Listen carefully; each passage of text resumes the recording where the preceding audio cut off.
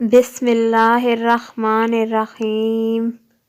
السلام علیکم ورحمۃ اللہ وبرکاتہ۔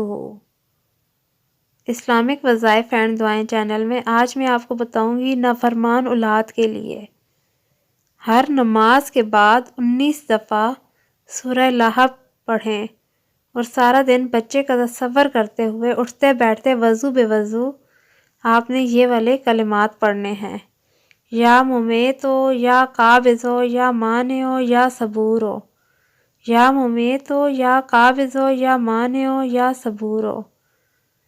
یہ سارا دن اٹھتے بیٹھتے پڑھتے رہیں، یہ عمل 40 دن تک جاری رکھیں، انشاءاللہ آپ کی اولاد فرما بردار ہو جائے گی۔ اچھی بات آگے پھیلانا صدقہ جاریہ ہے۔ ویڈیو کو اپنے دوستوں کے ساتھ ضرور شیئر کریں، اور جنہوں نے ابھی تک چینل کو سبسکرائب نہیں کیا، میری چھوٹی سی درخواست ہے وہ چینل کو ضرور سبسکرائب کریں۔ شکریہ۔